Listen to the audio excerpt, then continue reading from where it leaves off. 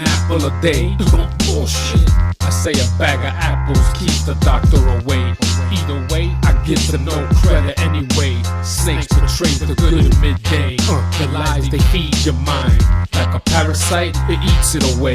Yeah, critical mass has special DNA. Couldn't figure them out, not even using your best model building efforts. Guided by different fractions of x-rays. My intuitive radar senses your slandering bullshit. You cannot move water around in your body or retain it in the right compartments, inside your blood vessels, inside your tissues, inside the cells. You can't keep things in the right compartment without sodium chloride. The chief cells in your stomach cannot make stomach acid without salt. Okay? Salt is the raw material. Sodium chloride is the raw material to make hydrochloric acid. Now, two things have happened because of this terrible criminal advice that doctors have given. It's criminal. Anybody else do this to the American people, they'd be put in jail for life. Some of them would be executed because of the number of people who are killed over this. Right? Salt is required to make stomach acid. You don't have enough stomach acid, you get reflux. Incorrectly called acid reflux. Is reflux. Reflux is caused by insufficient amounts of stomach acid. Not too much stomach acid. So doctors have even named it the wrong thing, right? And basically, you get reflux when you don't have enough stomach acid to keep your stomach environment sterile. So yeast begin to grow in there, so you eat carbohydrates and sugar. They ferment that, produce gas. Heartburn, pressure, reflux. Because you have all these things growing in your stomach. Okay, when you get a pH too high, you get a pH above 4, all these things begin to grow. You have a pH under 1, your pepsin works to digest proteins, and you can absorb minerals, you can absorb B12. Your pH gets above 2, 2.5, you can't do that. Okay, so you're in trouble.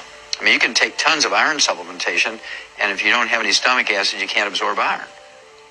Now, here comes the most terrible thing that's happened to America because of this inappropriate advice. Well, there's two things. One, you go back to 1995, 750 people died during a triple-digit heat wave in Chicago. It was a 2-week heat wave, 1995, I believe it was. 750 people died here in Chicago, and thousands of people fell out with heat stroke. The first thing they give them intravenously on the way to the hospital to get heat stroke is saline solution, which is salt water, yeah.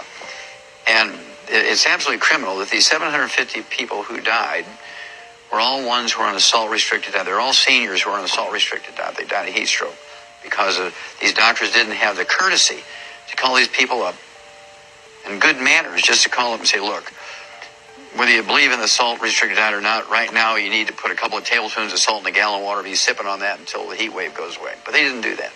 And so all those people who died of heat stroke were under the care of doctors who were on a restricted salt diet. Those doctors should be put in jail. Okay? For almost like the same thing as vehicular homicide, the same type of thing as manslaughter, right? Type of thing. Then here comes the big one. Right now, all this health talk, you're acting clueless. My vocal style, refined, mastermind.